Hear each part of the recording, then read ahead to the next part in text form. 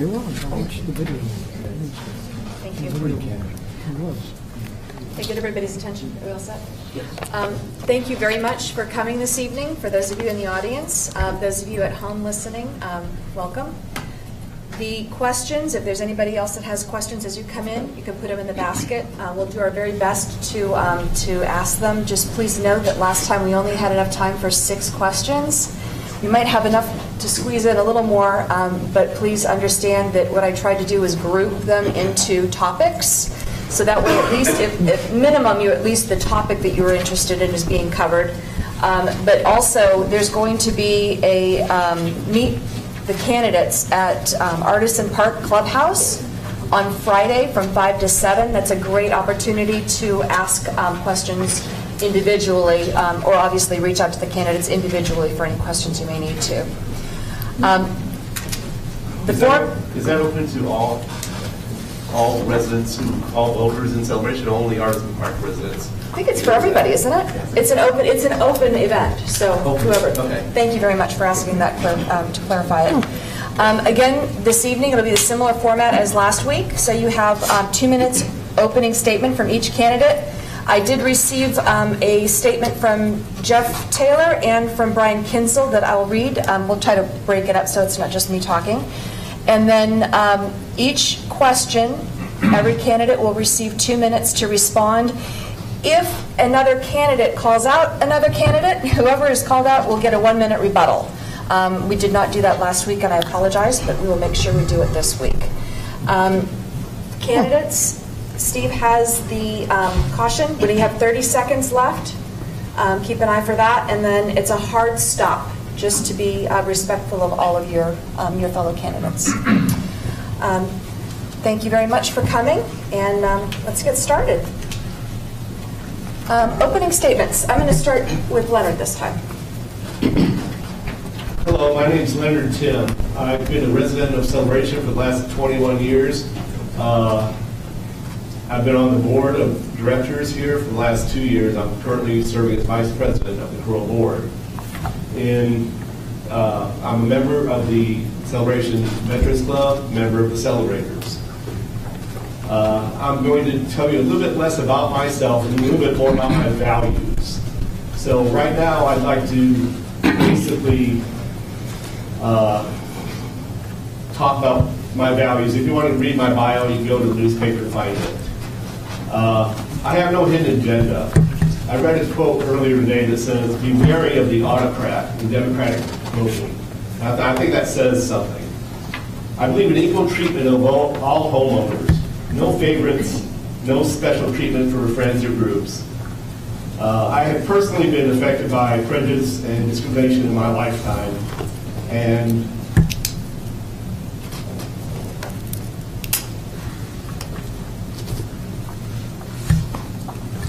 I especially want equal treatment for all people. Once on our appeals board, on our fining board, I voted to levy a fine on someone that I socialized with. Then I had to face that person later, explain why, explain that that person was treated exactly the same as everyone else in the community. I believe in truth. I guess it's a product of growing up watching Superman. Truth, justice, and the American blame. Numbers basically are my thing. My math IQ is above 2 standard deviations to the right of norm. So you guys can do the math on that if you like. I'm going to run out of time in about 2 seconds here. Hard stop. Sorry, Leonard. Got it. Thank you very much. Gary? Good evening, and I'm glad to see everyone here and those that are watching on live or recording. My name is Gary Hudspeth. I've known about Celebration since its inception, and I visited here 21 years ago during the construction. But I was still working, so when I finally retired, I looked at this place first. I moved here because of the warm weather and the great lifestyle that we're all familiar with. So I've lived here in Celebration only 3 years, but I've gotten to know a lot of people, and particularly how Celebration works, I hope. Celebration, I think, is the right-sized community to get involved in because the individual can make a difference. It's not that big a town. As a CROA board member, I want to ensure that Celebration keeps pace with residents' needs for community, activity, and athletic facilities. That's it. Thank you, Gary. I'm going to go ahead and read now, but to break up again my voice. This is from Jeff Taylor. I apologize for my absence this evening and appreciate your attendance. I'm on a business trip and was unable to change the dates to make it this evening. I've also been told that I come off like a robot in writing, so bear with me. I'm a 4-year Celebration resident, and I'm running for office because I love this community and feel a responsibility to volunteer my time to serve it. I am not and have not been a member of any other boards. I consider it a weakness after the first forum. After doing more soul searching, I realized that my lack of experience and connections could be more likely a strength going into this endeavor. I am not set in my opinions on projects that are in the works and have fresh eyes to consider different and possibly better ways to tackle them. I do not consider myself an idea man. I am more of a checks and balances type of a person. I find myself at my best when I am able to consider proposed plan and give an unbiased opinion on whether I think its merits outweigh its faults. I believe this is an attribute every group should contain and would very much like to be that voice for CROA board. I appreciate your time and please consider me for a seat on this board. Thank you, Jeff Taylor. And thank you, Jeff, for the large writing. Because these were not my friend. Vaughn, please. All right, I'm not going to talk about myself. I've done that last forum in the paper. 3 points I think that we need to cover as candidates.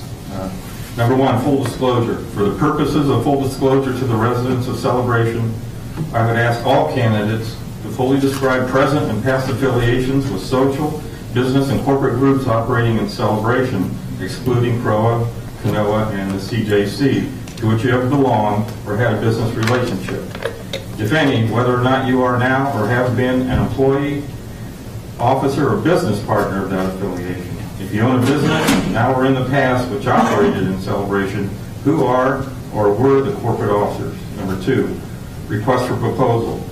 What would be a legitimate justification for not supporting a request for proposal, if any, when looking at new contracts or contracts up for renewal that are paid for by the resident owners of Celebration?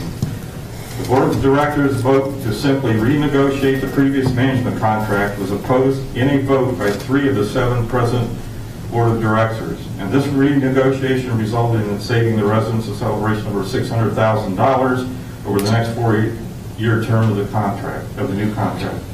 Number 3, the community center. There's discussion as to the need for a community center to be located in the corridor. Should Celebration accept Osceola funds in the amount of approximately $2.75 million, should we take that money to fund this center? The phrase public use and access is found in the current draft of the interlocal agreement between Celebration and Osceola County. This phrase is not defined whatsoever in that document. Shouldn't public use and access be the subject of a public hearing of Celebration residents with proper notice? Shouldn't the newly elected Board of Directors be the ones to move forward with these plans rather than trying to push the interlocal agreement with Osceola County through prior to the Board of Directors taking place? Thank you, Vaughn. Are we going to get to respond to those things? He wants us to. Can I ask that question? After the 2 minutes, if you'd like to use your remaining time, if you have Okay. something. I just wondered if that was, we'd find out later or what. Okay. Hi. I'm Cindy Swisher, and I'm with the rest of the guys, although I'm not a guy. I'm not going to talk about myself tonight. I did that last week, and like Leonard said, you could read in the paper and Facebook and stuff, or not Facebook, Front Porch. But what you're going to see different about me this week, last week I tried to prepare an answer to every single question I could possibly think that anybody would ask, except what have you done in the community the last 6 months? And I stumbled all over myself. And I did that because, first of all, there are things I wanted to make sure I said, because I tend to ramble. And the other part was I haven't spoken in front of a large group for any length of time in many years. After last week, I decided that I'm not going to do that. I know what I want to say. I know what I have to say. I know why I'm running. As I mentioned to you last week, I am honest beyond to a fault. If you ask me my opinion, I might preface it by saying, are you sure you want to hear my answer? But you are going to absolutely hear what I think about it. And I'm not going to tell you one thing, and I'm not going to tell you another thing. I am just going to lay it out there, for good, bad, ugly, whatever, because that's who I am. So hopefully with the questions today, you'll get a little bit more of a feel for who I am. I was probably a little stilted and tongue-tied last week, but today you're going to see the real me, so get ready. Thank you, Cindy. And on that note, I'm going to go ahead and swing over to the not real person instead of piece of paper. Brian Kensel, and I apologize, this is a little smaller, so I got to use my glasses. Good evening. Due to a previous travel commitment, I am unable to attend tonight's Candidates Forum. I would like to thank you for listening to the second CROA Candidates Forum. I believe this is a very important election. As you may be aware, we have had a repetition of candidates on the CROA and CDD, or Celebration Community Development District boards. While I thank those individuals for their willingness to serve our community, I worry that board members can become complacent and that we have a lack of fresh perspective. What I believe is important is that we have a CROA board with independent thinkers so that diverse opinions can be shared and debated with the best solutions for Celebration implemented in the long run. That's why I chose to run. In regards to CCMC renewal contract, I have been asked if I would have voted for the RFP, or request for proposal. My answer is yes, I would have. I spoke at board meetings and public comment section in support of the RFP. An RFP does not mean that CCMC would not have been awarded the new contract. It means that we would have had more open process, understanding current arm's length terms for pricing and services. I believe we ultimately ended up in a position where we got a fair contract due to the availability to use the Evergreen contract with Solvita in an arm's length comparison. However, it should be noted that 3 CROA board members voted against going back for revisited terms, or revised terms, which eventually saved the Celebration residents money. One of those board members is running for a re-election now. The CCMC renewal contract is behind us. However, many important issues still ahead, like the use of the civic corridor development, including the potential new community center building. Those projects that are being evaluated and negotiated with commitments that involve millions of dollars. Some may be Osceola County dollars, but critically important is that we understand and carefully document agreements and the impact in Celebration. Also, let's not forget that those of Osceola County dollars are our dollars as well. We need to involve our community and get feedback in advance of committing ourselves to significant financial obligations. I believe that new CROA board, sorry, I talked as quick as I could, Brian. I'm sure that he would be more than happy to post this too so that he can complete his comments. That was as fast as I could talk. So. Jackson, please. Good evening. Happy Mardi Gras. In the last forum, I said governing was messy. Apparently so is campaigning. I got into this race to give something back to my community, not to profit from it, to serve the town that I helped create, and to lead as one of its very first residents. Today, new leadership is going to be needed to make major decisions about our future. We face challenges around a proposed multi-million-dollar community center project that's been moving forward with almost no public input to date. We face challenges around our deteriorating downtown center and the impact on residents and our home values. We face challenges with good stewardship in our management contracts and an open request for proposal process, and much, much more. So tonight I want to talk about those items and what we can do together as a community to meet those challenges with transparency, with openness, and in the sunshine. And if some want to avoid those topics and govern in the dark, that's their choice. But here's what I think our neighbors really want to know. What's CROA's proper role in the resolution of serious downtown issues, including parking and special events? How do we enforce our agreements with CCMC and assure an open bidding process for the next time? How do we provide a community center, and at what cost? And with that last question in mind, I made a written request of the board this weekend, requesting that all of the candidates have access to the proposed agreement with the county that addressed the community center. That request was proposed and supported by several current board members who themselves had only seen the document for the first time on January 24th at a public board meeting. I made this request because if we as a community are to have an intelligent conversation about important topics, we need the same access to the same information, and there should be community input before any vote. Well, fortunately, the board, after discussion, decided this morning to make that agreement available to all of the candidates, and I appreciate that. Sorry, Jackson. Thank you very much. Kevin? Good evening, everybody. It's nice to see a lot of familiar faces again from last week. A lot of people that I did have the opportunity to meet over at Food Truck Friday, and I did make myself available on Sunday, so I appreciate those residents that did stop by the open house that was sponsored by a real estate agent here in town. Similar to what a lot of the candidates are saying today, this isn't the time to go ahead and reintroduce ourselves. We had those conversations so far. What I'm excited about today is going to be the real questions, the real conversations. A lot of those questions came through last week, and they were towards the end. So I'm going to say it was kind of like softball in the beginning, and now we're going to get ready for the real good questions. We talked about communication, champion different issues, the achievements that we wanted to see from the board, and the achievements that we did see from the board. To go ahead and get into my answers to Vaughn's question, if you will. I do sit currently as the secretary on the Town Center Condo Association Board here in town. We all know that. That is probably a big reason why I lost a lot of my hair. And it's a big reason why I've studied a lot of the documents and the charter and who's responsible for what, and been to endless meetings, including the CROA meeting earlier today in this same room. So I'm excited for today, and look forward to answering some questions with you guys. Thank you. Thank you, Kevin. Thank you, candidates. I will go ahead and begin with the questions. Can we respond to? Because he wanted us to answer those 3 questions. Well, if they're going to be answered in the course, then I'll wait. I think that the questions, part of the, You good? let's go ahead and do these here. Okay. And if we have time, then we can go ahead and respond. Or you can also, I think a lot of times you're going to be able to Work it in? Work it in. Okay. So. I trust you. I'll only do my best. Okay, so again, it's 2 minutes for each candidate, and then if you call somebody out, then they get the rebuttal, which goes along more with what your question was. What are your views regarding the celebration recreation facilities being available for the county as it is with our current policy, if the same policy existed with a new facility? Jackson, I'm going to have you start. Great. I'm really glad that we can talk about this because I think it's a better topic than what food truck did we like best. The use of county facilities, and we are county facilities when we're in celebration, is obvious. We are part of Osceola County.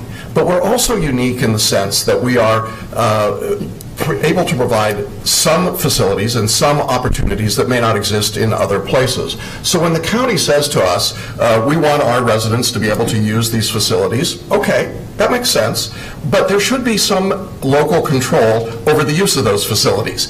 If we're trying to have a celebrators meeting and we're pushed out by a group from somewhere else that doesn't have the community connection, I think that's a challenge for us to be able to work through.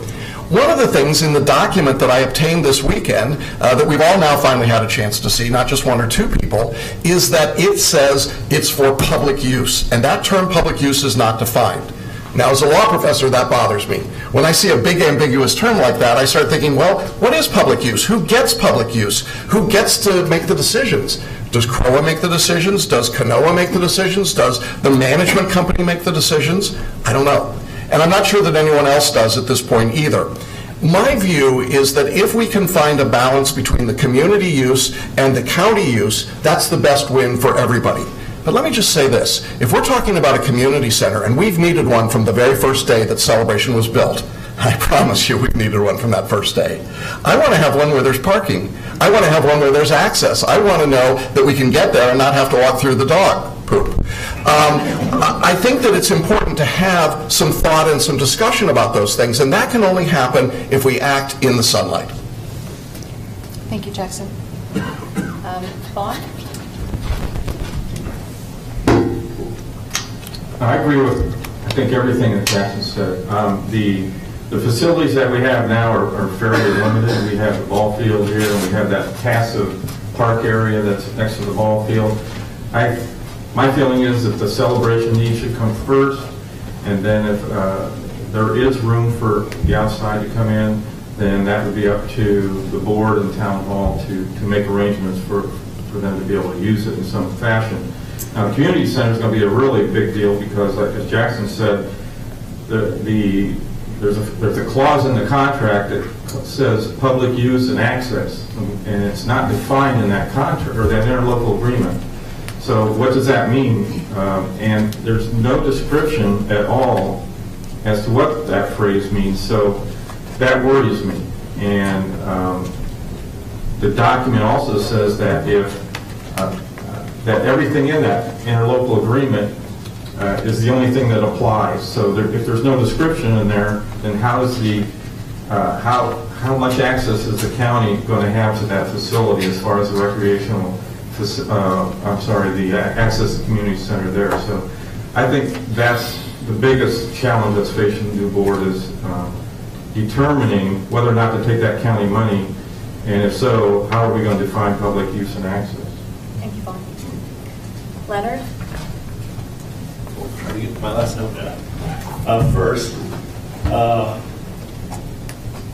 I, as the board member, led the acquisition of the parcel D, which is actually the golf course property, which is the property is being discussed currently as a place to build a community center. Prior to us purchasing that, we actually went through a process with the golf course to get them to give us an easement there, which actually saved us about $400,000 on building the road to our athletic fields that are the next parcel up from there. Now back to the community center itself. If you go to 1 hour and 43 minutes in our last meeting, which you can go online and find it, you will hear me, because it was on the agenda, I led a discussion on the use of that particular property and the possibility of building a community center. In that discussion, towards the end of it, first let me go to the discussion. The discussion that I brought out there was, number one, there's nothing hidden going on behind closed doors. Number two, the county came to us and said, we'll give you $250,000 to design and $2.5 million to build. And then they sent us a very, very bare bones contract that basically had nothing in it about use or anything else. If you go past that 1 minute 43 seconds and watch that whole discussion, you will find out that I was completely against it. I still remain completely against it because of the public use. I think controlling our destiny and our roads and such, because we have a private road right up through there, we can shut it off with gates if we want, is the best thing for the community. Thank you. Thank you, Leonard. Kevin?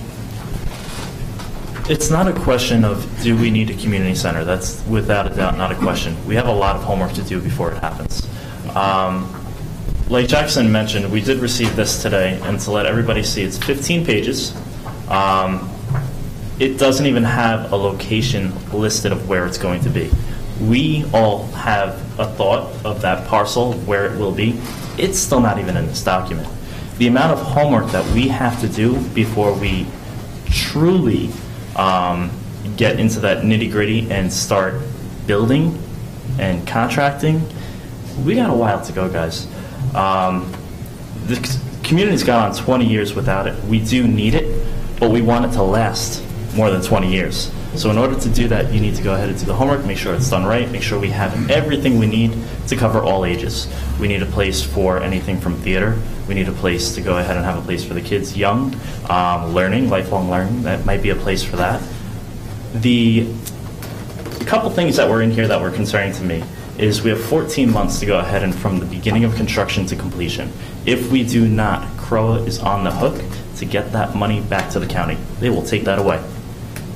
Just a small little detail. This is how I interpret it. This may be differently. 485 days, roughly 14 months in that ballpark. I'm sorry, 14 to 16 months. Of course, there are stipulations. If there's another Irma that comes around, that will go ahead and change that. Steve, you put that flag up really excitedly right there. I want it. I will say that. I would love it. I think as somebody that's going to grow in the community and grow with the family, you need that. I just want to make sure that we have it done right and we do our homework and make sure it's done efficiently, effectively, and lasts. Thank you, Kevin. Cindy? So obviously I got the same email that the fellows did with the copy of the contract. Now ask me if I read it. The answer is no. I glanced at it, and you know why? Because there will probably be 15 copies of that between now and the time it's actually signed. Folks, we just signed to purchase that piece of property, and everybody's talking like it's going to go up tomorrow and nobody knows anything about it. We don't even know anything about it. The CROA board doesn't know what it's going to look like. If you think they're not going to go to the community and say, okay, for whatever reasons, we've decided that we can't do the Stetson Center, or we can't buy a parcel on the boulevard or whatever, and we want to build a community center here. Do you really think that they're going to just, the 7 people are going to go get together and they're going to say, yeah, we want this, this, this, this, this, and be done with it? Of course not. Those of you who were back here several years ago, we had that whole survey about Parks and Recreation. They had a town hall meeting. You know who shows up to those town hall meetings? Hardly anybody. When we did the one about the Parks and Rec, the majority of the people that were there were from the kids' teams. Okay? There was a group of older people there that wanted a pickleball court. And that's pretty much it. You know, so I mean, if you truly want to voice that, watch for these meetings. They're not secret. Nothing's being done behind closed doors. It's out there. You just have to make the effort to come and, you know, tell people what you think about it. Thank you, Cynthia. You're welcome. We'll get back to that. Gary? Thank you. I would like to take a calmer approach and get a few facts straight. I'm a contract person for Department of Defense in my job. As has been alluded to, this initial piece of paper was a first draft written by the county. It has not been reviewed or even considered by the CROA board. There will be many other variations and additions and changes as time goes by. So the board has just started with this, and I understand that. So when I read it, I don't get excited about sentences that are in there that we're going to change. It's our town, it's our recreation center. Now, to be honest, we don't have to take the money from the county, and that relieves us of all this problem that some people see. We would fund it ourselves if we choose to do that, and then we would set the rules, and it would be ours. We could take the money from the county and build it with their help, and then we would write the rules on something similar to the current CROA policy that's here in Celebration, which allows public use after Celebration activities have been scheduled. They get the bottom priority. Now, that's not a lot of left over. You know, we'll keep it busy. But I just want to let you know that, as has been said, nothing's happened yet. We just got started. You may have seen the survey online if you opened up your email and found some ideas, and I hope that you will input that and come to future board meetings and let us know. It'll be a while before anything's decided. Vaughn, you had asked for a 1-minute rebuttal regarding it, but it needs to stay specific to this particular topic. It is. My point was on this is public use and access. It's in the interlocal agreement as a phrase, but I think we need to survey the residents as to what public access and use would be acceptable to the Celebration residents, and what does the county feel that would be an acceptable definition of public use and access. We need to get these defined before we actually start throwing paper back and forth between the attorneys of Celebration and Osceola County. Was there somebody else that had a rebuttal to this? I would take one also. Go ahead, Jackson. I think that one of the points that needs to be clarified here, I think there's wisdom in saying, let's wait, let's look at it. I did take the time to read it. I think that's part of our responsibility. But in that event that Mr. Tim talks about on the 24th, he forgets to mention that at an hour and 56 minutes, Paul Collins, a board member, says, I don't have that contract. I've never seen it. 4 minutes later, Debbie McDonald says, I never saw that contract, nor did Commissioner Chowdhury see that contract. And it goes on like that. The point that I want to make is that these things have to happen in the open, and even if current CROA board members didn't have this document for 2 days to be able to review it, something is wrong there. There's no reason to hide it. We're going to have an open discussion about it. This is a great discussion to have tonight, but let's have those discussions. Leonard, you would ask for a minute? Okay, actually I got called out up there by name, so I may get a second minute on that one. I'm not sure what the rules are. But first I wanted to finish the point that, because I am a slow talker, let's say that, I'm into that. In that 1 hour and 43 minutes into there, as you listen, I speak about, for my personal opinion, that we need about a year worth of discussion as to what to build, why to build it, and what we might want there. A second year to go through and do a design to make sure that the design fits the community and fits all the community needs. And then the third year, we would be ready to build it. And in that paradigm, we have raised $3 million in our regular capital fund, and we can build it with our own cash and don't need the county's money to do so. Cindy, you had asked? I do want to say, though, because I forgot to mention with the whole county thing, I'm one of those people that think there's sayings around for a reason, like a rolling stone gathers no moss, you know. The first thing that popped into my head when I heard this was, if it sounds too good to be true, it probably is. So I don't want to, I'm reticent. I'm reticent, but that's, there's things that have to be defined, but that is way, way down the line. And like Leonard said, we don't have to take the money, so. Thank you. Worth investigating. Everybody good? As far as my being called out by name, do I get a minute for that? Was it, if it was not in relationship to how you responded, yes. It is not in relationship to how I responded. It has to go to the holding of that particular contract that I got and Jack McLaughlin got and Steve got as being the vice president, and the executive director of the association.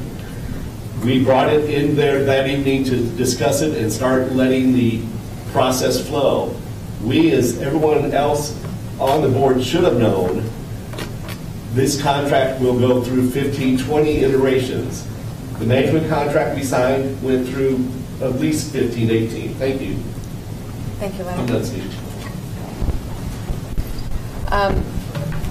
I think we need to stick with the 1 minute rule with regards to more specific finger pointing. Steve, what are your thoughts? Are we going to run out of time if we It's 7:30 right now, so you're half an hour short. Okay.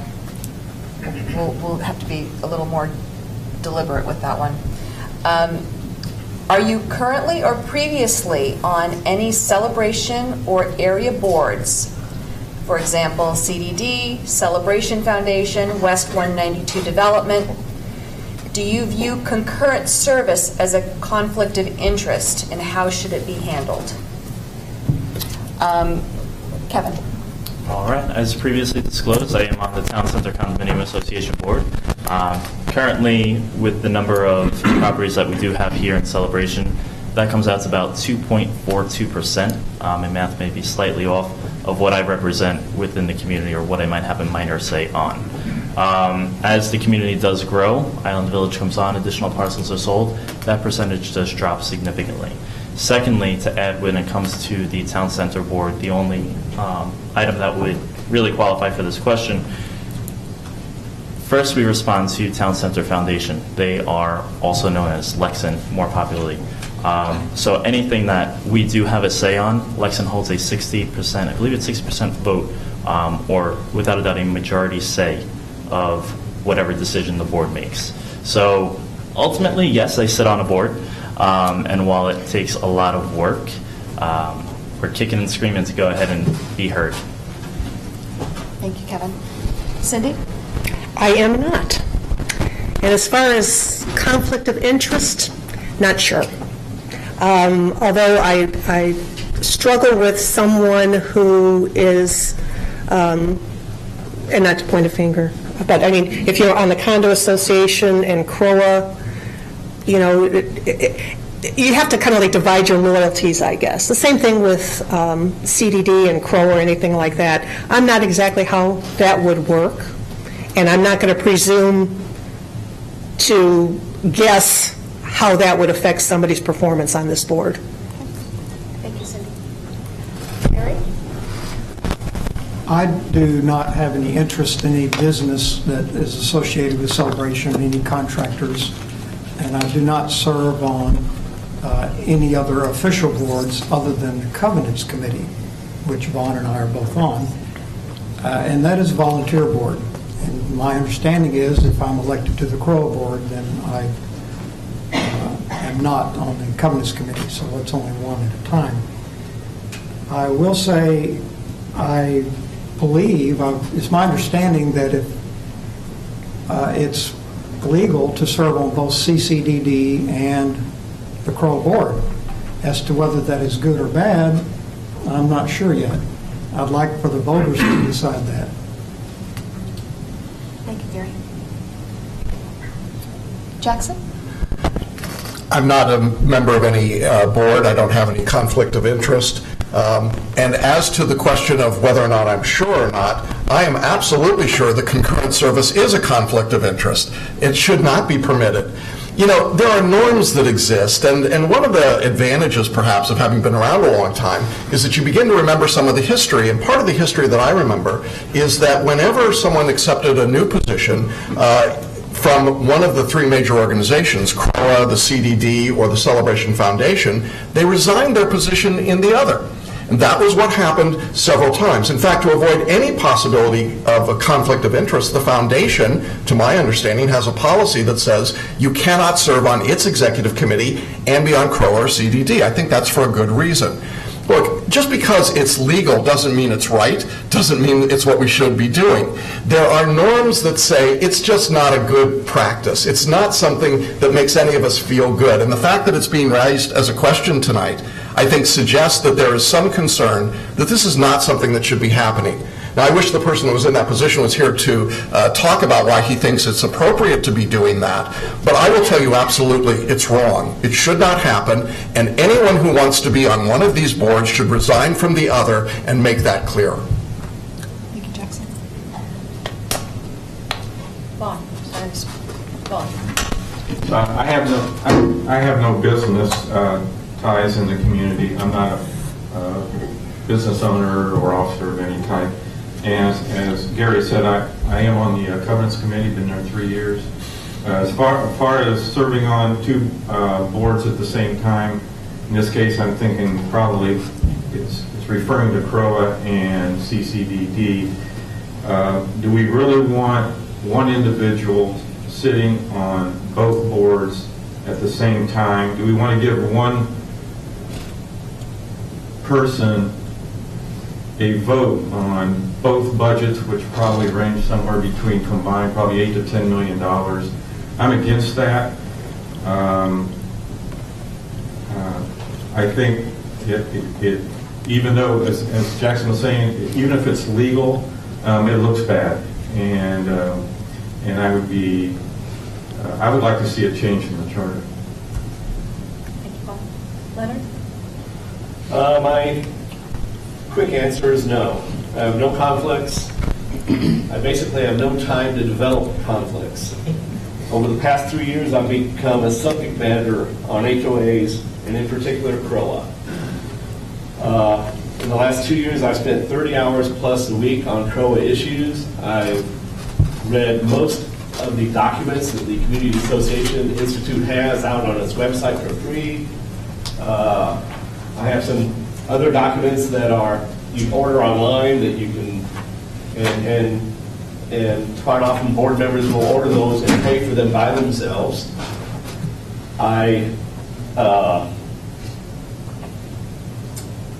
basically, again, I have no conflicts. I spend a ton of time working for CROA, and I'd like to have your vote. Thank you. Thank you, Leonard.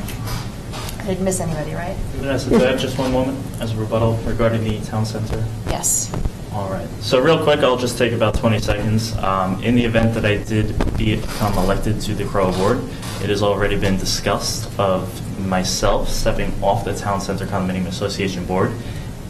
Now, let's keep in mind, that's something that we've learned, CROA has no say, really, very limited say when it comes to the Town Center Condo Association. I've learned it firsthand. So I do not believe that would be a conflict of interest. However, morally, I would understand that it could be a concern from the residents, and that would be something that I would address and ensure that we're all comfortable. We want to act in the best interest for the community. Thank you, Kevin. Okay. I had lots of questions with regards to charter and checking things, so we're going to make sure we cover one question. It's kind of lengthy, but I think we got it. Have you read the charter bylaws on a scale of 1 to 10? How familiar are you? Specifically, what's your familiarity with Exhibit C? What are the monthly duties and responsibilities of a CROA board member? Did you say monthly? On a month. How about, what's your expectation Oh, that you okay. would be doing? Cindy? Well, I was going to say that my familiarity with the charter was a 10, because I did work at Town Hall and I was forever digging in there for something, to answer somebody's question about something. But I can't off the top of my head tell you what Exhibit C is. I know I looked at it, but, I don't know which one of those exhibits it is. As far as a monthly commitment, I know there's a monthly board meeting. I know that there's usually a workshop each month, sometimes two. Sometimes special meetings, which is over and above the regular meetings. Sometimes executive board meetings, which have to do with either personnel issues or attorney issues that are closed to the public. I know that there are appeals hearings that I would have to attend. I know that I would probably want to attend some, if not all, of the communications meetings, because that's I enjoy that.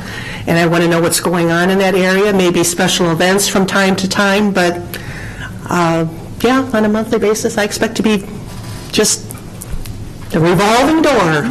So. Thank you, Cindy. Gary? I have read all the documents, including the charter and the bylaws. I would honestly say I'm at a 9. I won't profess that I know all the numbers and details, but I did read the whole document. Exhibit C is the rules, which are homeowners. It's part of the covenants, the things that we do that we're responsible for when we live in our community. I will say Vaughn and I are both familiar with that because we served on the covenants committee. We know that very well. I have attended all the CROA board meetings in the last 2 years. I physically sit in the audience. I've been to most of the workshops myself. I've presented material in front of the board on occasion. And I instituted the covenants or community standards article that you read in the paper now. Pre-wrote some of the articles in their own file, and the staff publishes them every month. I wanted homeowners to understand more about the government and the bylaws and the rules that we should all observe in maintaining the appearance and safety of our community. Leonard? You asked a prong question there about I the did. charter Yep. and about meetings, correct? Yes, charter and responsibilities. Yep. Okay, first part of the question is, have I read and how much do I understand about the charter? Well, basically, the charter is what you would also call the CC&Rs, the covenants. I forgot the first words. Some covenants and restrictions. They basically lie with your property.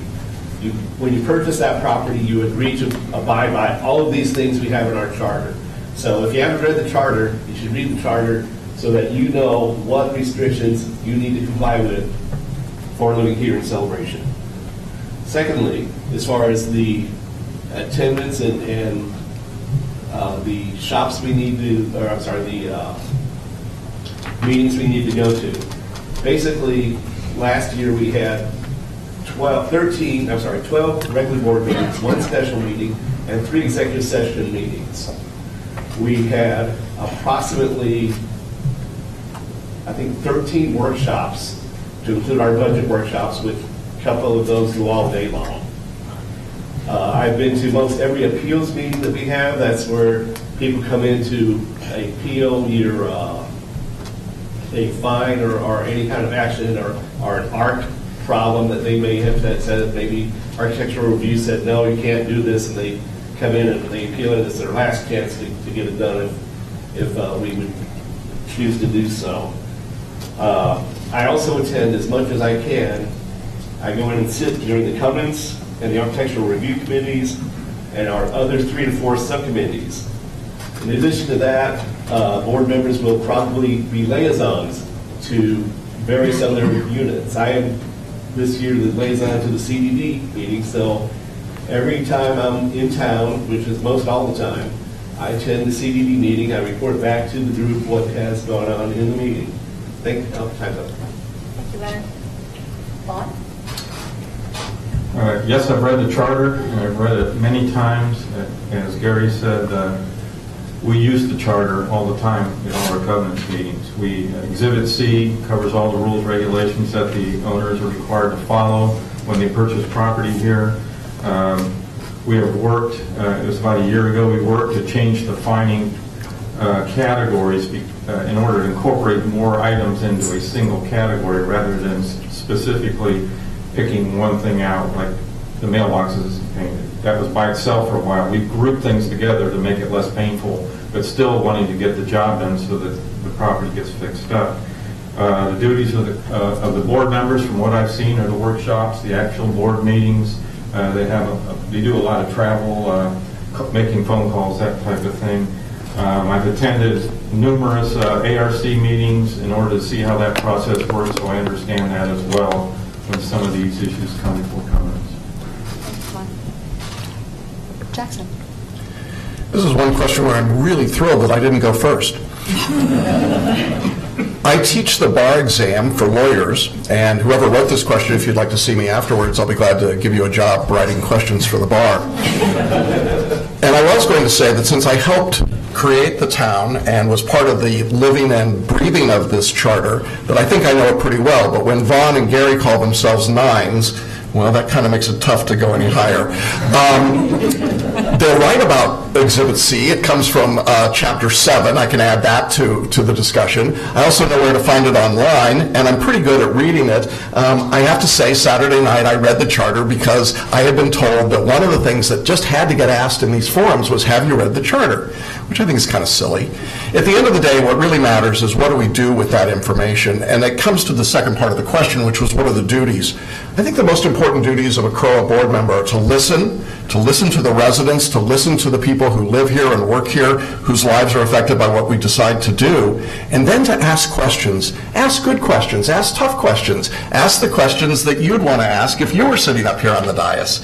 If we're doing that, then we're really making a difference, aren't we? You know, there are a lot of meetings, everybody gets that, we can do a lot, we can be around, we can be involved in all of those things. Everyone here is committed to that purpose. I don't think there's any doubt about that. But let's be good listeners first, and when we do that, then I think we're going to be good board members. Thank you. Kevin? I'll tell you what, you gotta have to stop having me go right after Jackson. I'm not liking this. Yes, I have read the charter. I've read it too many times. I've fallen asleep more often than anything. But I will say that the charter is something that you do need to reference. Sitting in these seats up here, every board member should probably have it sitting in front of them at all times. Of course, as everybody has said, Exhibit C, that is the rules. That doesn't tie into what your obligations are and how often your meetings that you should be here. However, I am fully aware that it's essentially my third full-time job, that it would be sitting up here. Now, that charter is meant to, as Vaughn and Gary would do often, to reference it and go ahead and ensure that the information that you are passing on is 100% accurate. You need to ensure that the, let's say, the reprimands that may be coming on are actually on here. You don't make these up. You know, that's the great thing about the community is every owner has at least said that we've read them, right? But do you understand them is a different question. And it's going to take a long time for you to understand, but when you do have them available, you have them available for every decision. Thank you, Kevin. I didn't miss anybody, right? Sure. Just so I clarify, I didn't claim I was a 9. Since you were called out already. Take it. But if I was, if I was going to pick a number, it'd be more like a 9.5. Okay. I stand corrected. On that note, as a CROA board member, how would you go about determining how the majority of homeowners in Celebration feel about an issue? What would your views? What if your views were different from that majority? How would you vote and why? Kevin, I don't think I started with you yet, have I? I will take it because Jackson will go after me. All right. So the majority, what I've learned, how do you determine? I'm sorry, one more time. I was too excited that I was asked that. Sorry, I'll get you back. Okay. As a CROA board member, how would you go about determining the majority of homeowners, what their views are? What if you have a differing views, and how would you vote and why? All right. For starters, you listen. You go ahead and listen what the community is saying and what the residents are coming to you with. One thing that I did appreciate over the last couple of days is, as I am running for this process for this position, a lot of residents are coming with their concerns and just saying, hey, what do you know about this? Or with your involvement with Town Center, what have you learned in the charter that could affect this situation? Or these are the problems that I'm having. What I appreciate is we can have these conversations right on the street when somebody's just asking as a neighbor, do you have the information on this? Now, the second part of that question, we are 1 out of 7 up here, and that means you represent 1/7 of the community. When your community comes to you, the decision, at minimum, you need to go ahead and share what is best for the community. This isn't my show, it's not my business, this is my community just as it is everybody else's. And if the concern that you're coming to the table with, it's probably going to be a concern that I have as well. We're all level-headed, logical people. Until we get on that keyboard on the back porch. But we are level logical people, and we want the best for our community. It's just a matter of figuring out how do we get there, and that's where we work together. Thank you, Kevin. Jackson. So basically, he manipulated you. Okay, I just wanted to be clear that I understood the I'm deal. good with that. It's okay. It worked. Okay, well, get ready for this. James Madison in the Federalist Papers talked about representative government, and he said that it's the right and responsibility of a representative to listen to their constituents, but at the end of the day, to make the decision that they believe in their heart to be the truth and the wisdom. I'm pretty sure in Hamilton they say that with a lot more verve. But They probably sing it. They probably do. And the point is that we should be listening to the residents of this community. I absolutely agree with Kevin. And we should be asking ourselves what the issue is and then moving from there. But at the end of the day, we have to be who we are. We have to be honest to what the values are that we bring to this process. If I'm listening and asking questions, it means my mind is not made up. I haven't made a decision about the community center, where it should be, or if we should take the county money. I'm concerned to hear people say, I've already decided about that. Really? I mean, I want to know what the questions and the problems are, and then we can make a decision together about it. Now, how do we find out what the community wants? Well, I don't think we go to the back porch. I don't think we even go necessarily to the front porch. I do think that we reach out, we meet the residents of this community, we go to service area meetings, we go to the meetings at Georgetown and Siena, we go to the terraces of Celebration, we go to Artisan Park, and we make ourselves available. We attend those meetings, and we listen, and we ask questions. And ultimately, if it comes down to the point where we're going to spend money and obligate and indenture the community and its residents, then there is a mechanism in place to have a quorum. And that quorum is a very good idea, because at that point we're saying, get a quorum together and let the residents vote because it's that substantial. Do we need that same discussion about every item on the agenda? Obviously not. So I think it's really a matter of using good sense. Thank you, Jackson. Cindy, your turn to go after Jackson. Yay! I think we have to make a distinction between what we're hearing that the community wants and what's best for the community, because those are two different things. You know, you can get a group of people that, you know, are just, you know, I want. Well, you know, the folks that sit on the board know all the facts. If you're getting your facts from your neighbor or the back porch or, you know, this committee or that committee or whatever, chances are you're not getting all the facts. So you may think you want this, but if you knew all the facts, like the 7 elected people do, you may have to vote against that group that's pushing for something because you know that overall is not what's best for the community. And that's one of the points of fiduciary responsibility. Fiduciary responsibility has nothing to do with money. Most people think it does. It does not. But doing what's best for the community is. And there's a difference there. So, Thank you, Cindy. you're welcome.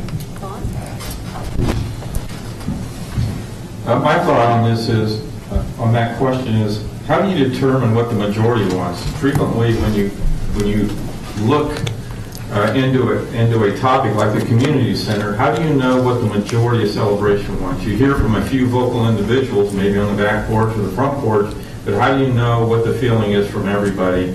And I think, like Town Hall, like they'll send out the surveys, Steve will send out surveys and ask people, what's your feelings on this topic?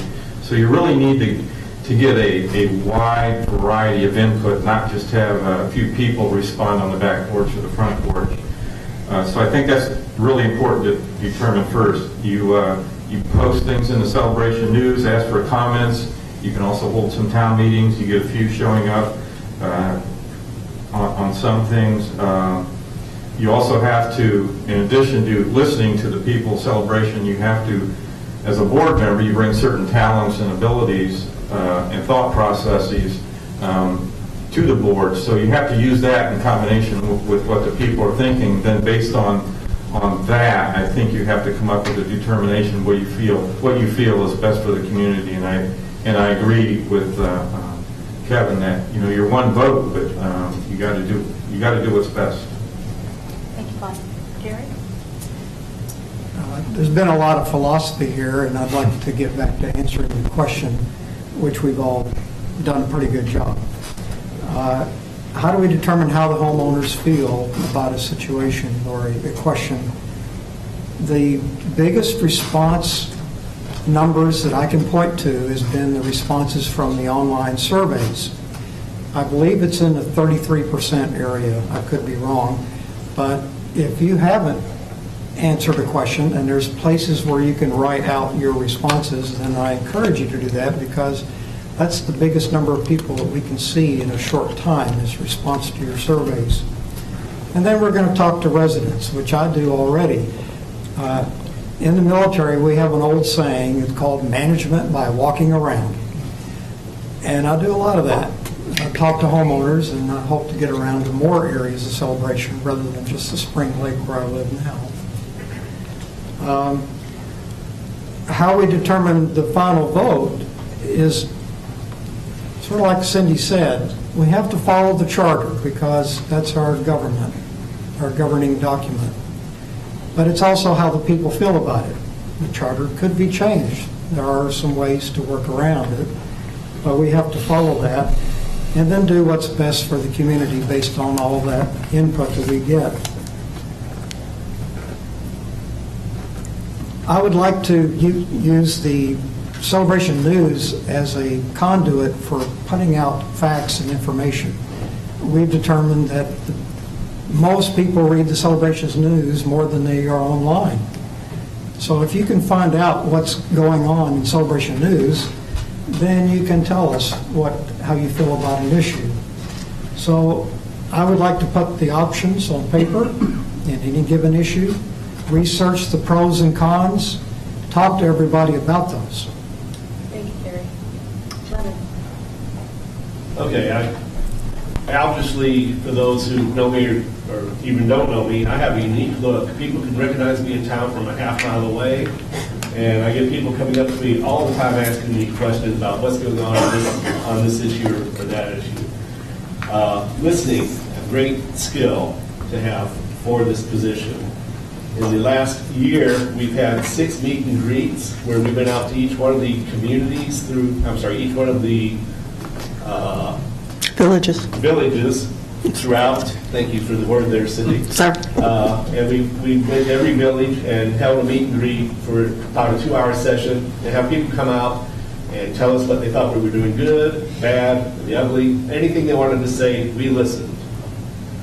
We are doing quarterly surveys, and Gary, being a numbers person, I have to correct your figure. There's about a 25% response rate. We get between about 1,000 and 1,200 out of the 4,321 homes we have in this community. I represent each member of the community, and I listen to each member. On the other hand, you have people that want additional amenities, additional security, a multitude of things come to our board as to we would like to have this, that, or the other thing. And these people come there in good faith, and once you say, well, we could do that, but your dues will have to go up by about $35 a year or $50 a year in order to institute that, then all of a sudden, they still may be for it, but half the other room has been like, no, we don't want dues to increase. And I missed my number on the charter thing. I'm a straight numbers person, and I go with the 9.3 for myself. Thank you. Thank you, Leonard. I didn't miss anybody, right? Okay. Recently, the HOA management contract was renegotiated. What are your thoughts about the process the CROA board used? Do you believe the RFP or request for proposal should have been used? Gary, I think you're the only one that hasn't gone first yet, right? Vaughn hasn't. To Gary, and then I'll switch back to get the last one. When I get stuck on words, you help me as well. I didn't help him. That was me. Just for the record. She used to when I was on the board all the time, when she was on the board.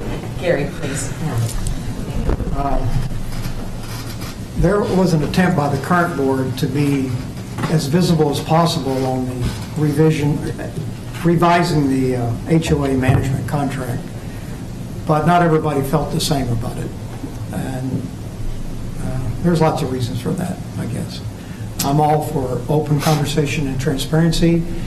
Could it have been improved? Yes. I've thought about it since then, and I've had a few ideas where I think we could have been. I would have liked to seen the board been more proactive in releasing information. About 2/3 of the way through it, there was a line chart, a flow chart of the process that went through it. And it was all correct about all the different meetings and different processes that the HOA management contract went through. But not enough people saw that, and it was too late in the process for it to be of use. That's my feeling. As to how I would vote on RFP, that was the question? Do you believe the RFP should have been used, or you can give a future thoughts about RFPs in I want to general? use the correct terminology. Should the RFP process should have been used? There were good reasons, if you listen carefully to the board, the current board, there were good reasons to do it or not to do it, and both of them were voiced adequately. Having written RFPs for the government, it takes time, and I think they ran out of time. That's the way I view it. Could we have done it? Yes. But we would have had to extend the current contract to get it all done. Thank you, Karen. Bob? I mentioned in my opening statement that I supported the RFP process. I'm not sure how long this contract went without being actually going through an RFP. I saw the graph that was mentioned, and it showed that the current board members did go out and they did look at other companies, but the problem I had with that, if you looked at that graph, there's no what they call bids or RFPs, same thing basically. They didn't come back with any of those or an offer from those companies with any of those, or they didn't ask for them. So, I mean, how do you really know when a board member goes out to another company, looks at it, and then comes back and says, well, I don't think that company's going to do a very good job, so let's just, we won't look at them, or we won't ask for a proposal from them. So I think that's wrong. I think we need to bring these proposals in and have the full board look at them, and then have those numbers looked at, rather than just going on the word of a board member or two that go out and look at various companies or talk to them on the phone. I think we need more than that. And I'm all for the RFP process. Thank you, Vaughn. Cindy? This is where I got myself in trouble a couple months ago. So we'll let her rip again. So first of all, I don't know what the urgency was behind getting an RFP at that point in time. We still had a year to go on the current contract. So something was going on there. Maybe these people that signed the petition know something other than I do. I don't know. But that just I didn't get. People came and talked about best practices at the meeting and cited CAI says that you should get bids on your contracts. Well, yes and no. Contracts, yes, but not the management. They absolutely do not recommend that, because to change a management contract, you have to put out every single minute detail. And I'm here to tell you there is more that goes on in that office than you can possibly imagine. The scope of things that they have to cover. So that's number one. It costs $60,000 to do that. If you do that, nothing says in the charter or fiduciary responsibility or in the state statutes that you have to take the cheapest bid. So I can understand, why they didn't do that. The other thing is that when Jack and Leonard went out, they asked these companies, and they said, well, are you unhappy with the company you have? And they said, well, no. And these companies said, then why are you doing that? I went through 4 mergers at the bank in 6 years, and everything changes. Forms change, your contacts go away, procedures, policies. If you get new people in, they no longer know you when you show up there. Nobody likes it. So I think that they did their due diligence at what was best for the community by not doing that. Thank you, Cindy. Thank you. Jackson? Wow.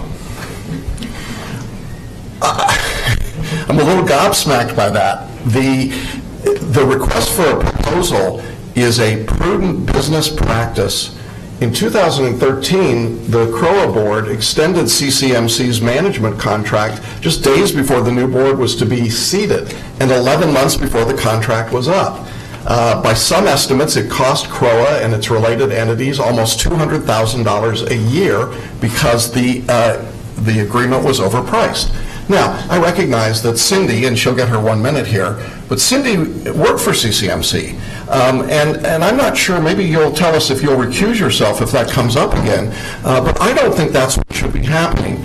I think that what we learned from what Artisan Park did in looking for a management company was to go out and explore and find what could help, what could be done, what could make for a better process. Shouldn't we learn from that? Shouldn't we be able to say, can we get a better deal? When we went back to CCMC, and they're lovely people, and I love them all, all right? But frankly, they're in business to make a profit, and if they can make more money, they'll make more money. And we have the right to be aggressive in this contract process. We saved money, and yet many members of this board wanted to do that process in the dark. To me, this is another example of a lack of transparency. It's the idea of a paternalistic board that thinks they know better than anyone else. And if we take that position, if that's really what you want, is for a board to take care of you, to paternalistically know all the facts and make all the decisions, well, I think the choice is pretty clear here. I have respect for the people that are running that take that position, but I deeply disagree with it. Kevin? Coming with a business background, RFP is something that's necessary and healthy for the business. This is nothing personal. In fact, we do it often when it comes to our landscaping companies or any of our vendors that we use here in town. It's a way to ensure that everybody is putting their best foot forward. And it is nothing personal to CCMC. I love the staff that they have. In a previous life, I've been through this at another community. The staff at that community stayed. It's definitely possible. You can look at all options in the event that we did change companies. Now, there's definitely a lot of moving parts, as Cynthia mentioned, and perhaps she might have some more knowledge on this. I know that she did announce at that same meeting she was good friends with the director from CCMC, so that could definitely cloud some vision. When you do make decisions when it comes to our RFP process and bidding, you need to do them for the community. We mentioned that earlier. You represent the entire community. For this specific example, there was a, call it what you will, but change.org, there was a petition that was done. It may not be an official way to go ahead and go about that, but there were 500 residents in this community that went ahead and shared that they would like a RFP to occur. Your job here is to listen to the board, listen to the community. And if you don't do that, that's really, it's a shame for the community. You check with your financial advisors more than, what, every 10 years? You go ahead and check with your kids' grades, make sure they're coming home and they're doing the right thing. We definitely need to do our due diligence. And coming on the board, that's something that we would have to look at in the charter. It's nothing personal. Maybe every 10 years it's a requirement. Thank you. Thank you, Kevin. Leonard? Oh, where to start on this issue?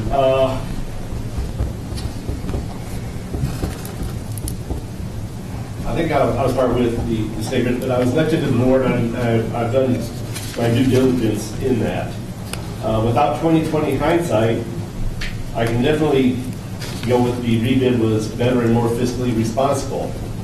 The reason for that is, had we went to an RFP and gotten into this year, 2018, our dues that went up by $19.32 increase this year would have went up an additional $35 to $50 more per household in order to get through an RFP process, lose the time the management has to take on assisting whatever consultant is brought in to get that RFP process written. So everything is taken care of. Now, I kept on hearing from people that would come here and say, we want you to do industry best practices. Well, industry best practices through the Community Association Institute and many other, as Cindy mentioned, many other management companies say you don't leave a company if you're happy with the service they're providing.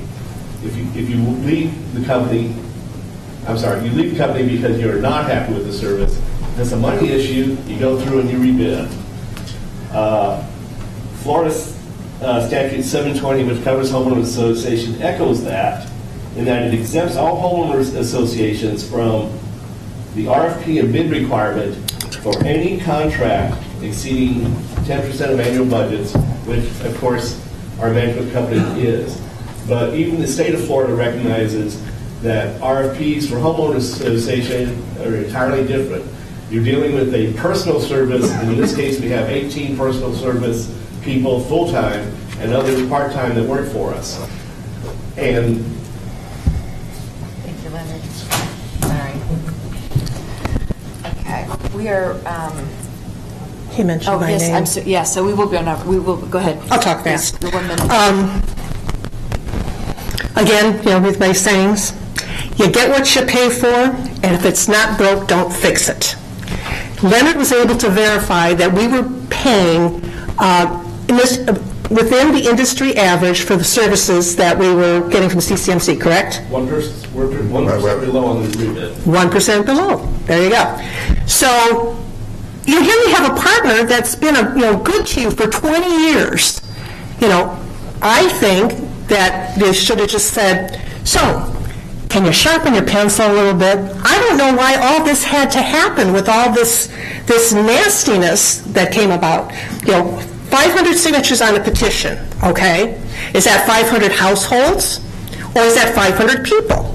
Did husband and wife are they each part of that 500 people? Are there renters there? To say that 500, people voted for this, and you're talking about 500 out of 4,500 households, that's not a majority. Thank you, Cindy. May I respond? Yes. Cindy, you didn't answer my question about whether you'd recuse yourself. Oh, I didn't know you were looking for that. I wouldn't have any problem doing that. Thank you. Thank you. I just have a question as to when the current board was voting on the contract renewal. Why was there so much resistance from the board to even renegotiate the contract with CCMC? When you could probably get a bit better deal, which we did. We saved when the board voted 4-3 to renegotiate. They came back with a savings of $600,000 for the community over 4 years. I think that might have been directed to me. I think so too. Yeah, I think you were referred to a couple times throughout the thing, so go ahead. 1 minute. Let's get numbers out, because numbers are what I deal in. First, the difference between the 1.34 initial offer and the 1.30 we got is actually a $50,000 a year difference over a 4-year contract. That's $200,000. Now, if you go through that and you say, let's go to an RFP, and you don't change management companies, then you eat up a smaller portion of that, but you still eat up about a $70,000 to $80,000 range out of running the RFP through. You also lose the 2018 discount that we got, which the 2018 discount we got by renewing the contract before the end of that year was a savings of about $100,000 for the community. With that savings, and you add that to the RFP cost, you're at $150,000+ now. Subtracted from $200,000, it's about a $50,000 difference. Sorry. Speaking faster doesn't mean it's not a hard stop. just for the record. We're running short on time. I have one question that would be a quick yes or no, and then we'll do closing statements. Are we good with that? Good with that? Okay. So quick yes or no. In the interest of bringing transparency to the CROA board, would you be willing to commit to following Florida Sunshine State laws, and do you think it would be necessary? Yes. Well, I'm starting with Vaughn, but thank you. Just yes or no? Yes or no, and a quick blurb as to if you think that it's something that would be important. Yes, but the difference between state law and HOA is state law says no more than 2 people can, if you have 2 people speaking together, then it's a violation. We can't do that in HOA. So I would say the limit, it would be 3, not have 3 people be able to get together. That would constitute a violation. Thank you, Vaughn. Gary? I would say yes, but Vaughn is correct. You put a limit on the board members when they're not able to talk to each other to get a lot done in between meetings. Thank you, Gary. I would say no. There's a difference between why Section 720, which covers homeowners association, and Section 190, which covers like the CDD and governmental entities. CDD is required to operate in the sunshine. You cannot have you cannot have 2 board members talk about any CDD business without committing a violation of the sunshine law. So that's part of my answer. The second part of it is it sounds really good, but I'm a person up here that makes all kinds of little notes. Now, if you go to the CDD meeting and you see someone up there taking a whole bunch of notes, you can actually go up and ask to read any of those notes they've taken during that meeting. And I think your notes, because I take them to be able to talk back out to people, should be private. So that's my short answer. Thank you, Leonard. I'm going to say yes when it comes to the transparency and looking into the sunshine. We do need to go ahead and watch our limit when it comes to 2 people. When it comes to my notes, here's my notebook, guys. You want to see anything I write, feel free. Anytime, any day, you're not going to like everything I write, but I will promise you I will always be open and I will be honest. And I think if you're those 2 things, everything else will be successful. Thanks, Kevin. You had yours. Did you have anything to add to I that? do, very quickly. Section 190 versus Section 720. If you look at Section 720, you'll see mouse prints all over it. Disney created and drafted and lobbied in Tallahassee for Section 720. It is a function of a community developer-controlled situation. We're bigger than that now. We're better than that. And we should be operating in the sunshine and with transparency. I don't care if it's 2 members or 3. I don't care what the notes are. Make it available. Make it public. That's a good thing. Thank you, Jackson. Cindy? I'm just going to say yes because everybody's already said everything. Okay, perfect. Okay, so with that, nobody has a rebuttal, I'm hoping. I could do a quick rebuttal on Jackson's statement that Section 20 was written by Disney. It actually, Gary Moyer actually was the person that wrote most of Section 720. And actually the very first CDD district in Florida was Hunter's Creek, and that was preceded this development by quite a few years. Thank you. Thank you for that. He's a veritable well of information. Based on that, I did my best to ask as many questions as possible. I combined as many as I could. I hope I had as many topics as I possibly could. I know there was a couple that I missed. It was on my list, but I ran out of time. So I would thank you. On that note, I highly encourage everybody, before I ask for the 2-minute statements here, I highly encourage everybody to go to the Artisan Park between 5 and 7. I don't think I wrote that down. 5 and 7? 5 to 7, Artisan Park, and ask any questions that you did not hear. Please ask them there. And on that note, I'm going to go ahead and do opening statements. I'm going to start with Cindy and work our way around. Okay. Closing. Yes. Closing. Sorry, one of those. Start, beginning. So, those of you that are here and were here last week you probably saw a different Cindy this time. And personally, I'm glad that I chucked all my notes and things. And I'm going to say something now that I don't think I've ever said in my life. I think that I am the most qualified for one of these board seats. Because I actually lived it. You made a comment, Kev, I forgot what you said, that I was clouded. No. I thought banking was a tough business. Let me tell you that I don't even know why anybody wants to be in the homeowners association business. You have no idea the number of things and issues that come up. And this board deals with all of them. My favorite that was recently was the cat poop in the sandbox at the North Village. That was very important to one of our residents. And the management company and the board did all kind of research, how was he getting there, what kind of health issues. They spent hours and hours and hours. This is not an easy job. It's more than contract negotiations. There's a lot of stuff that goes on behind the scenes. And I actually lived it. So no one, even Leonard or Lee, they've seen this side of it, but they've not seen the behind the scenes. And I have probably been to more board meetings than everybody here combined, with the exception of maybe Lee, because he actually sat on the board for several terms. So, I've seen it for both sides for years and years and years. I have the banking background. You can see I'm not shy.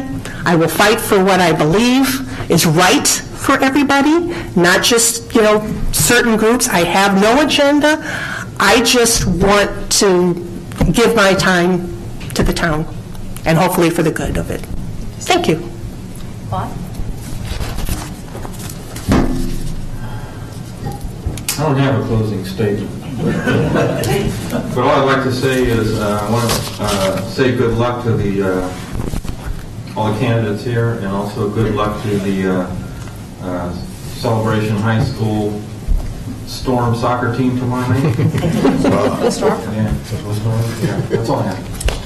Thank you, Vaughn. Gary?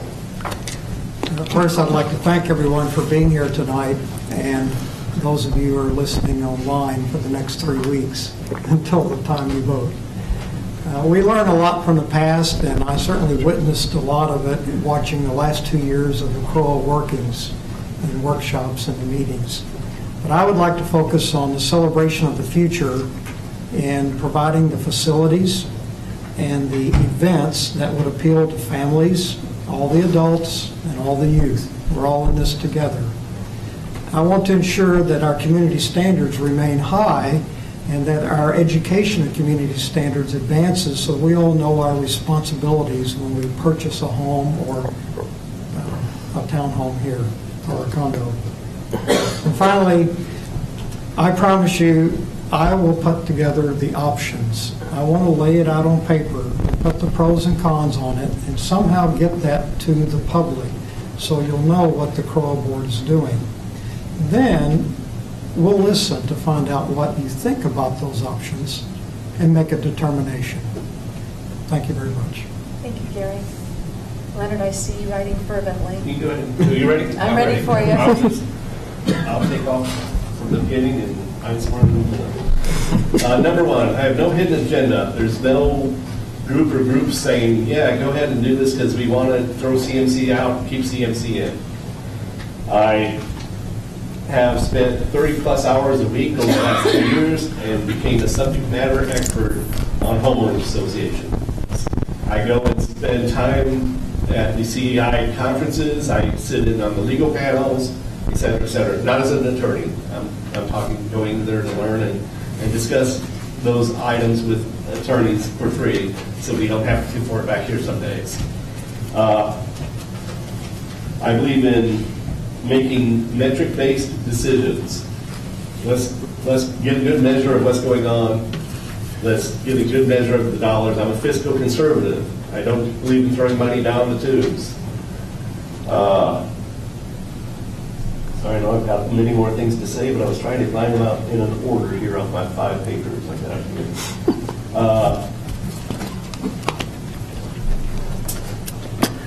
Before I go any further, I'm going to say what I was going to say last. So, everyone in the audience, vote, vote, vote. Whether it's for me, whether it's for someone else. We need voices heard in the community. I think that's a very, very important thing.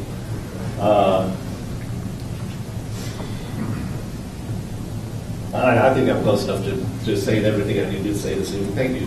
Thank you, Leonard. Kevin. All right. First, I'd like to thank everybody that did show up today and came to all the events so far, including yourself and us of the staff, everybody. I wish we did have more candidates that arrived and sat here, but regardless of what the case is, a month from now, we're all going to be neighbors, and you're going to have 4 new people sitting up on your CROA board. This isn't the Hunger Games. They don't disappear. And it's still... maybe 3 more. I'm sorry. But regardless of what the case is, it's not the Hunger Games, and it's not after this you don't see each other anymore. So I'd like to go ahead and continue to walk down the sidewalk with my head high and say hi to my neighbors and speak to everybody regardless of the outcome. One thing that I do want to stress, however, is it's your voice. It's your community, and I will listen. I do not know best. I will not say I know best. You are the ones that know best, and it's your information relaying on how I'll represent you, of course. Thank you, Kevin. Thank you. Jackson. We have a choice ahead of us. We can choose to re-elect an incumbent. We can choose to put someone on CCD and CROA at the same time. We can choose to take someone who's an insider with CCMC. We could do those things. They're all talented, capable people. But I think we've got a better choice. The better choice is to bring people who come with a new set of perspectives, who believe that we should operate transparently and in the sunshine, that we should be listening and asking questions, that we should be engaged with you, not telling you that we know better and know exactly what you should do, what's going to be in your best interest, but to be part of this amazing experiment called Celebration. My family came here because it gave us the opportunity to grow, to learn, to try, to be part of something truly spectacular. You know, in 20 years, Leonard and I have agreed on almost nothing, but I think we agreed, at least at the beginning, that this was a special place. It was a place that we could grow and raise our families, where we could be doing something that would make a difference in the future. Ladies and gentlemen, all of you who are watching, who are here tonight, you have the opportunity to make a choice that will impact this community for a very long time to come. There are 4 seats up in this election. It will change the composition of the board, potentially. You can choose to stay with the same old pattern, or you can go in a new and different direction. I think it's very clear what that choice is, and I hope that you'll choose to take advantage of that option and to exercise your right to vote. Thanks very much. Thank you, Jackson. I'd like to thank all the candidates. Vote, please. I got mentioned up there. You did. Go ahead. Twice, but I'm not taking two. I'll take 1 1 minute. minute. Thank you. And thanks, Kevin and Jackson, for the last minute of speech. Time's up.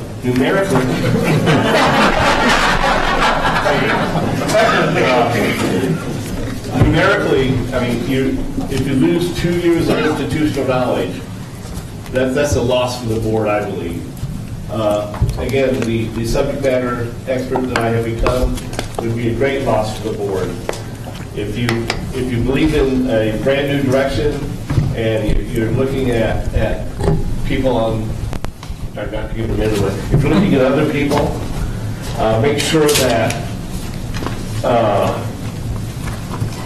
if you're looking at, you're right there, I'm almost finished. If you're looking at other people,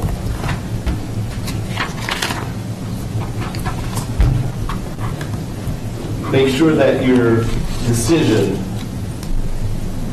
is not based on hidden agendas people might have and/or. Time's up. Sorry, Leonard. Sorry. Yeah, sorry. I was mentioned for 1 quick moment, and you're welcome for the extra minute. When it comes to hidden agendas, I'm not hiding my notebook. Thank you. So before this deteriorates any further than on that note, thank you again for all of the candidates that have put themselves out here for volunteerism. I truly appreciate it. And I'm sure that the community does too, so thank you very much. Steve, deadline for votes. It's March 6th at 5:30 will be the last vote. The counting starts probably in this room like it has for the last several years. So. The voting group will take the ballot box, Okay. give them the sealed online vote, and they'll start counting at 6 o'clock. So everything in wherever it needs to be, there's the box out there, no later than 6:30 on the 6th of March, 5:30. Hard stop. Hard stop, 5:30.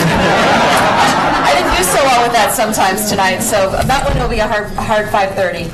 Thank you very much for coming this evening. Good job, Vanessa. Good luck. Good luck to you. Probably see you Friday. Thanks. I just did buses.